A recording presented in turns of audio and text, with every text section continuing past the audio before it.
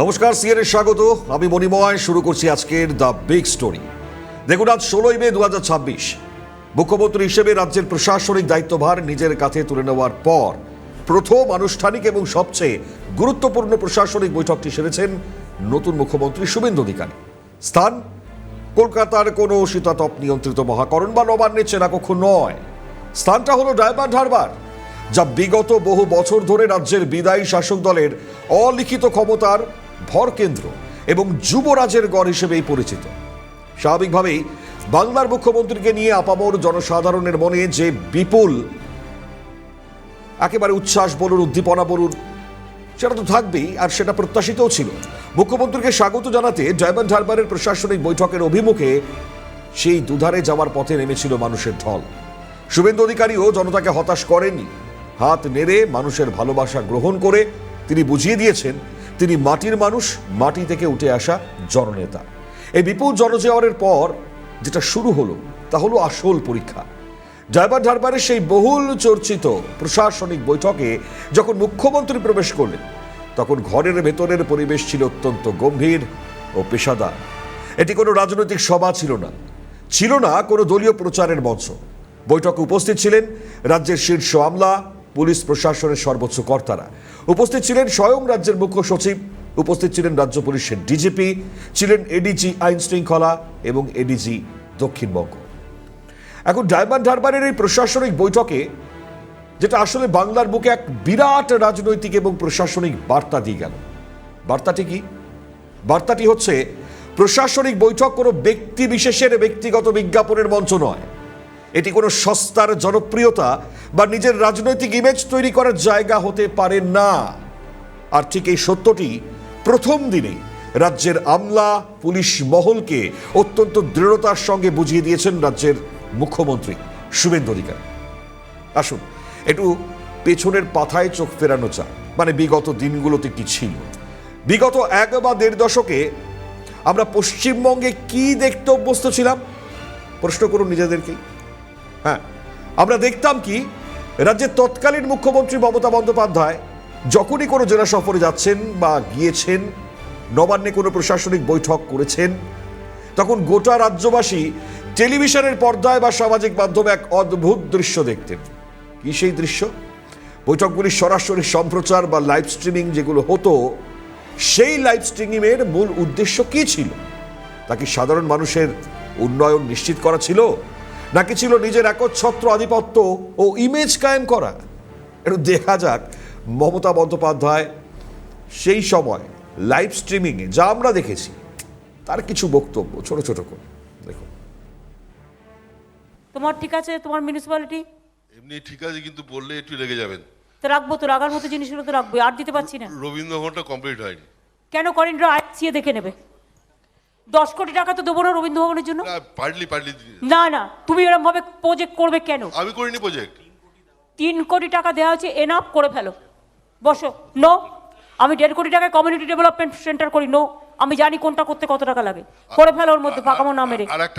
ওই যে কন্ট্রাক্টর যে করছে না, দরকার হলে তার সমস্ত কিছু মানে ব্ল্যাক লিস্টেড শুধু নয়, take action. Madam, black listed শুধু করলে হবে না, অ্যাকশন চাই, পেনাল্টি। জি ম্যাডাম। পেনাল্টি নেবে, নিয়ে নিজেরা কাজটা করবে।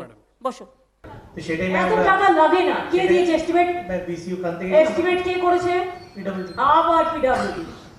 Forget PWD. হ্যাঁ, ওরা 2 কোটিটা 10 কোটি এস্টিমেট করে, আমি কোনো জায়গায় দেখেছি। ওটাকে রিভাইজ করতে রিজেক্ট করে দাও। আমি শোনো, আমি কমিউনিটি ডেভেলপমেন্ট প্রোগ্রাম কলকাতা কর্পোরেশনের আন্ডারে কলকাতার বুকে 3 তলা ধরে বিল্ডিং বানিয়ে দিয়েছি 1.5 কোটি টাকা করে। Not that easy account. ওটার মানে এত টাকা দেবে? আমরা দেখেছি কিভাবে প্রকাশ্য ক্যামেরার সামনে লাখো লাখো মানুষের চোখের সামনে রাজ্যের সিনিয়র আইএএস বা আইপিএস আধিকারিকদের, যারা বছরের পর বছর পড়াশুনো করেছেন, দেশের সবচেয়ে কঠিন পরীক্ষা পাশ করে এসেছেন, তাদের তুমি তুমি করে কথা বলা হচ্ছে। তাদের ধমকাতেন চমকাতেন তৎকালীন মুখ্যমন্ত্রী। কখনো মেদিনীপুরের জেলা শাসককে ধমক দেওয়া হচ্ছে, তো কখনো পুরুলিয়ার পুলিশ সুপার ক্যামেরার সামনে দাঁড় করিয়ে অপমান করা হচ্ছে। মানুষের কাছে এই লাইভ স্ট্রিমিংয়ের নাটকটি সময়ের সাথে সাথে গভীর হাসির খোরাকে পরিণত হয়েছিল। বাংলার বুদ্ধিজীবী মহল থেকে শুরু করে সাধারণ খেটে খাওয়া মানুষ বহু মানুষ তারা প্রশ্ন তুলেছিলেন যে সাধারণ করদাতাদের কোটি কোটি সরকারি টাকা নষ্ট করে এই ধরনের লাইভ স্ট্রিমিং মার্কা প্রশাসনিক বৈঠক করে রাজ্যের আদৌ কি লাভ হচ্ছে, যেখানে কাজের কাজ বা বাস্তবায়নের কোনো নামগন্ধ নেই, আছে শুধু ক্যামেরার সামনে ধমক চমক আর নাটক। লাইভ স্ট্রিমিংয়ে এই সমস্ত প্রশাসনিক সার্কাস দেখিয়ে তৎকালীন মুখ্যমন্ত্রী রাজ্যবাসীকে ঠিক কি বার্তা দিতে চাইতেন তা বাংলার মানুষ অত্যন্ত যথার্থভাবেই সময় মতো বুঝে নিয়েছেন। মানুষ বুঝেছিলেন এগুলো আসলে কাজের চেয়ে বেশি ছিল প্রচারের আলো নিজের দিকে টেনে রাখার এক পরিকল্পিত কৌশল। কিন্তু রাজ্যে ঐতিহাসিক পালাবদলের পর সম্পূর্ণ এক নতুন চিন্তাধারার রাজত্ব শুরু হলো। মুখ্যমন্ত্রী শুভেন্দু অধিকারী তার মূল মন্ত্রই হলো কথা কম কাজ বেশি। এই দর্শনে বিশ্বাসী মুখ্যমন্ত্রী প্রথম বলা ভালো প্রশাসনিক বৈঠকেই স্পষ্ট করে দিয়েছেন যে প্রশাসনের একেবারে অন্দরের বিষয়, এটা ঘরের ভেতরের অত্যন্ত গোপনীয় এবং স্ট্র্যাটেজিক আলোচনার জায়গা। এতে লাইভ স্ট্রিমিং করে নিজের ব্যক্তিগত ইমেজ তৈরি করা বা কোনো রাজনৈতিক ফায়দা তোলা সুস্থ প্রশাসনের লক্ষণ নয়, বরং প্রশাসন যে কাজ করবে তা করবে সম্পূর্ণ নিরপেক্ষভাবে, সংবিধানে বর্ণিত আইনের শাসনে, কোনো নির্দিষ্ট রাজনৈতিক শাসকের ব্যক্তিগত খেয়াল খুশি মতো তৈরি করা শাসকের আইনে নয়। শুভেন্দু অধিকারী আজ যা বললেন শোনো।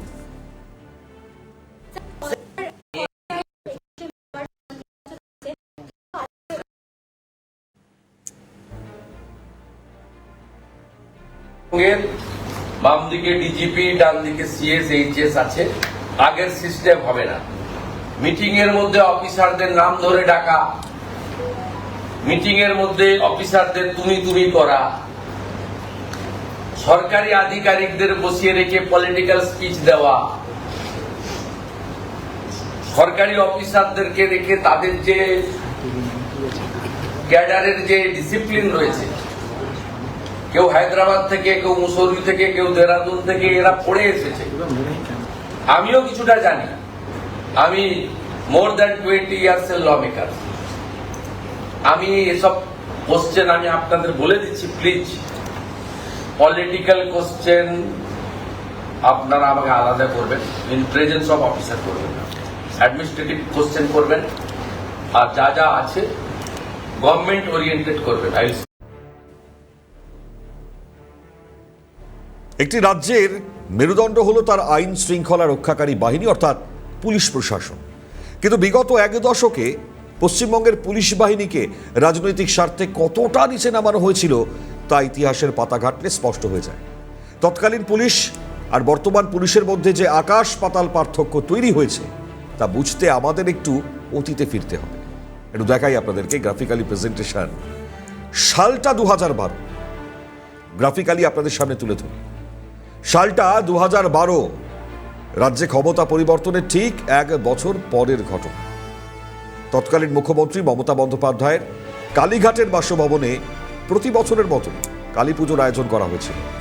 আর সেই পুজোয় কি দেখা গেল? এক অভূতপূর্ব এবং লজ্জাজনক দৃশ্য।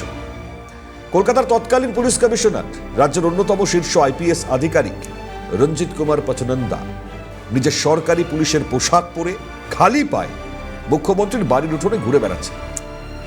2019 সালের ভাইফোঁটারও একটা নির্দিষ্ট ভিডিও এবং ছবি যেটা সামাজিক মাধ্যম বা যোগাযোগ মাধ্যমে ছড়িয়ে পড়ে, তখন তা দেখে সাধারণ মানুষের চোখ চড়ক গাছ হয়ে যায়।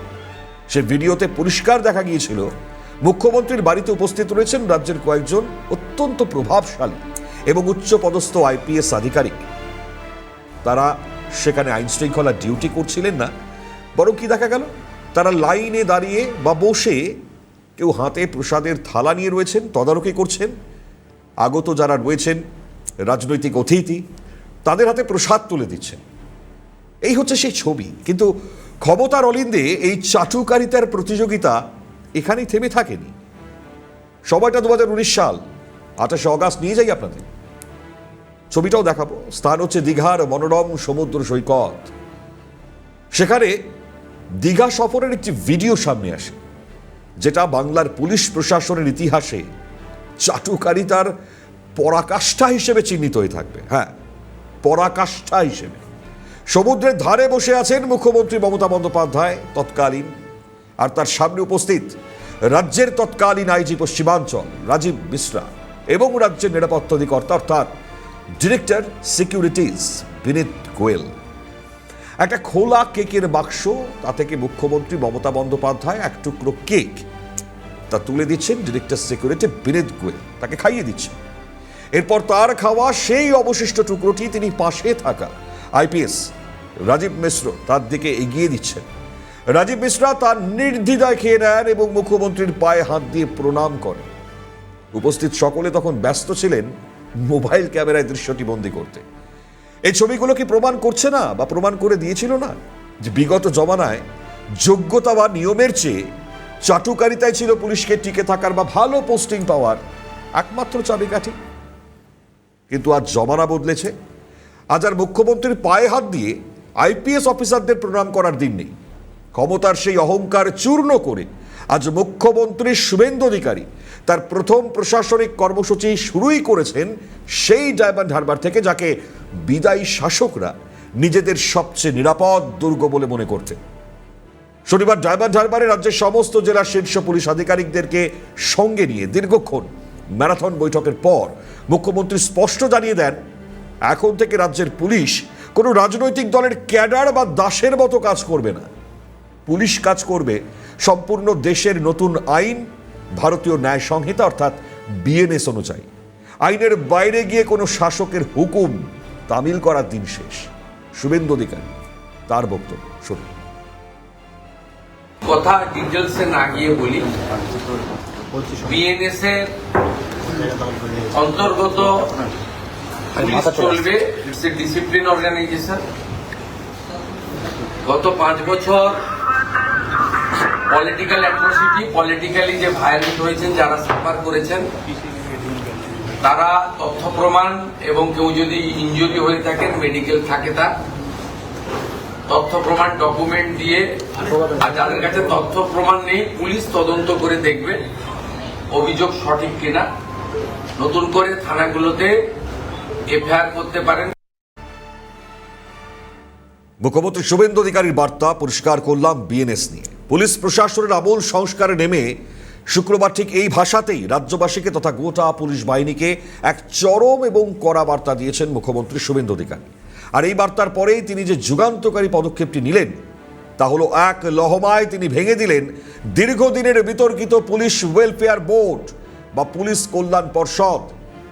মুখ্যমন্ত্রী অত্যন্ত ক্ষোভ ও আক্ষেপের সঙ্গে বলেন, এই বোর্ডগুলি আসলে সাধারণ পুলিশ কর্মীদের কল্যাণের জন্য তৈরি হলেও বিগত কয়েক বছরে এগুলি একটি নির্দিষ্ট রাজনৈতিক দলের অলিখিত শাখা সংগঠন বা ক্যাডার বাহিনীতে পরিণত হয়েছিল। এখানেই শেষ করেননি মুখ্যমন্ত্রী। তিনি অত্যন্ত স্পষ্টভাবে এই বোর্ডের পেছনের কুৎসিত সত্য সেটা তুলে ধরে বলেন, পুলিশ ওয়েলফেয়ার বোর্ড যখন তৈরি হয়েছিল তখন তার কি উদ্দেশ্য ছিল? উদ্দেশ্য ছিল অত্যন্ত মহৎ এবং ভালো। উদ্দেশ্য ছিল নিচুতলার পুলিশ কর্মীদের সুখ দুঃখের পাশে দাঁড়ানো, তাদের সুযোগ সুবিধে দেখা। কিন্তু পরবর্তীকালে বিশেষ করে মমতার জমানায় সেটি কার্যত একটি শাসক দলের উগ্র ট্রেড ইউনিয়নের আখড়া হয়ে ওঠে। সমাজের নানা মহল থেকে তীব্র সমালোচনা ও ক্ষোভের আগুন জ্বলে উঠেছিল। এর প্রধান যদি কারণ বর্ণনা করি তাহলে মূলত 4টি কারণ আমরা দেখলাম। 1, ক্ষমতার অপব্যবহার ও অনুচিত প্রভাব। হ্যাঁ, এই পর্ষদটি মূলত পুলিশ কর্মীদের কল্যাণের জন্য তৈরি হলেও ধীরে ধীরে এটি একটি অত্যন্ত সমান্তরাল ও ক্ষমতাশালী সংস্থায় পরিণত হয়েছিল। বিশেষ করে কলকাতা পুলিশের ক্ষেত্রে সাধারণ সৎ পুলিশ কর্মীদের বদলি, পোস্টিং এবং ডিউটি দেওয়ার মতন সম্পূর্ণ প্রশাসনিক বিষয়গুলোতেও এই পর্ষদের নেতারা অযাচিত ও বেআইনি প্রভাব খাটাতেন বলে অভিযোগ। 2, দুর্নীতি এবং বেআইনি কাজে প্রশ্রয়। পর্ষদের গুরুত্বপূর্ণ পদগুলিতে যোগ্যতা সরিয়ে রেখে শুধুমাত্র তৎকালীন সরকারের আস্থাভাজন ও চাটুকার অফিসারদের নিয়োগ করা হতো, যার ফলে বাহিনীর অন্দরে তীব্র অসন্তোষ ছিল। যাদের বিরুদ্ধে দুর্নীতি ও বেআইনির কাজে প্রশ্রয় দেওয়ার একাধিক অভিযোগ।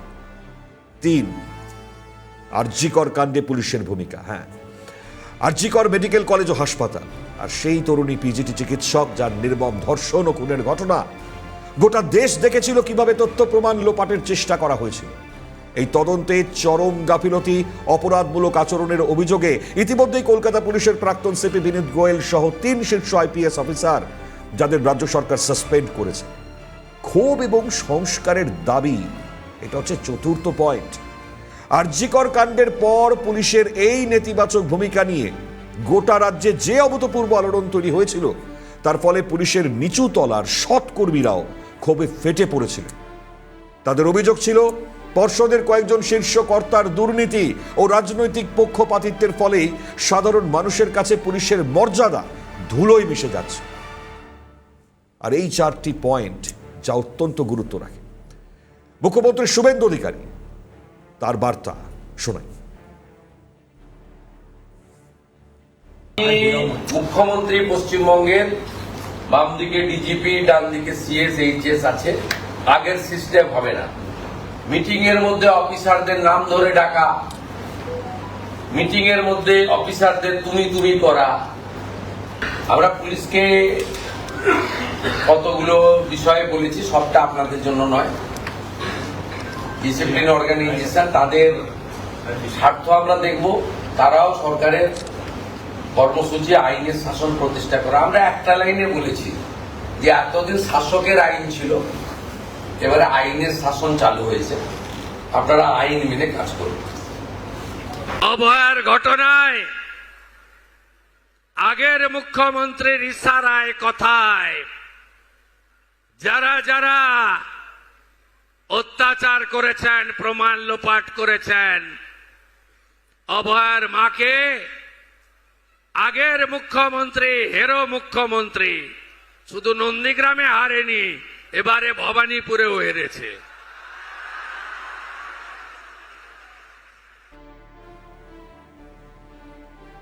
কারা খেয়েছেন কাটমানি, কারা পয়সা তুলেছেন, মানুষজন তারা কিন্তু এবার বাইরে বেরোচ্ছেন এবং স্পষ্টত তাদের বাড়ির সামনেও বিক্ষোভ দেখাচ্ছেন।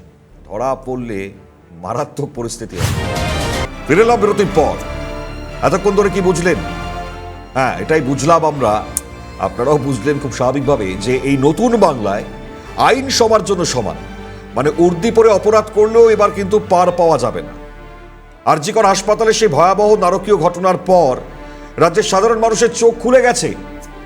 মানুষ বুঝে গেছেন চিকিৎসার আড়ালে, প্রশাসনের আড়ালে কিভাবে দুর্নীতির এক বিশাল মাকড়সার জাল বুনে রাখা হয়েছে। আর সেই আরজিকর কাণ্ডের রেশ টেনেই এবার কাটমানি এবং তোলাবাজির বিরুদ্ধে যুদ্ধ ঘোষণা করে দিয়েছেন মুখ্যমন্ত্রী শুভেন্দু অধিকারী।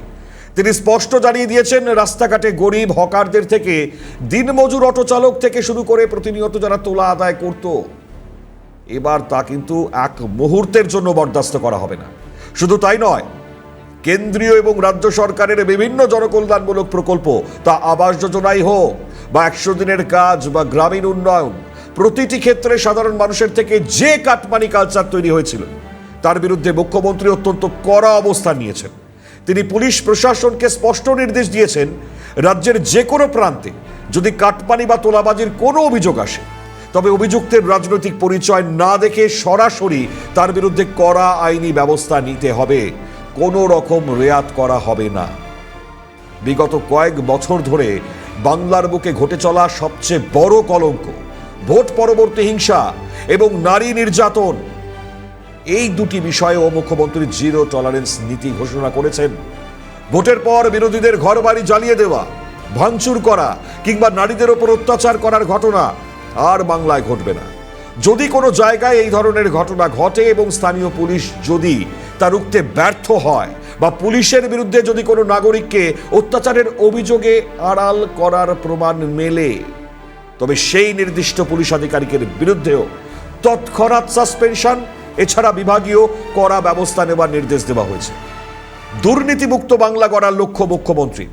আর এই যুদ্ধ কেবল ওপর তলার আইপিএস অফিসারদের মধ্যেই সীমাবদ্ধ নয়, এর প্রভাব পড়তে চলেছে কোথায় না, একদম মাটি স্তরে। রাস্তাঘাটে প্রতিদিন যে গরিব টোটো চালক, অটো চালক কিংবা ফুটপাতের হকারদের কাছ থেকে পুলিশের একাংশ বা স্থানীয় কিছু রাজনৈতিক গুন্ডা ও দাদাদের নাম করে যে প্রতিনিয়ত টাকা তোলার এক কুৎসিত সংস্কৃতি বা কালচার তৈরি হয়েছিল, তার বিরুদ্ধেও জিরো টলারেন্স নীতি ঘোষণা করেছেন মুখ্যমন্ত্রী শুভেন্দু অধিকারী। মুখ্যমন্ত্রী বাংলার আম জনতাকে আহ্বান জানিয়েছেন তারা যেন ভয় না পেয়ে সরাসরি প্রশাসনের উচ্চ পর্যায়ে এবং থানায় অভিযোগ জানান। মুখ্যমন্ত্রী গ্যারান্টি দিয়েছেন অভিযোগ পাওয়া মাত্রই তোলাবাজদের স্থান হবে জেলের অন্দর। এই হচ্ছে নতুন বাংলা। আর নতুন বাংলায় আজ মুখ্যমন্ত্রী এই একাধিক ঐতিহাসিক পদক্ষেপ নিলেন, যেটা যুগান্তকারী। শাসকের আইন হটিয়ে আইনের শাসন প্রতিষ্ঠা তার সংকল্প ডায়মন্ড হারবারের মাটি থেকে নিলেন, যা বাংলার প্রশাসনিক ইতিহাসে এক নতুন ভোরের সূচনা করল। বাংলার মানুষ এবার বুক বেঁধে আশা করতেই পারেন, অন্যায়কারী যতই প্রভাবশালী হোক না কেন, বিচার এবার হবেই। আইনের শাসনে নতুন বাংলা, কথা কম কাজ বেশি। আজকের মতো এখানেই শেষ করলাম। ভালো থাকবেন, সুস্থ থাকবেন। ধন্যবাদ।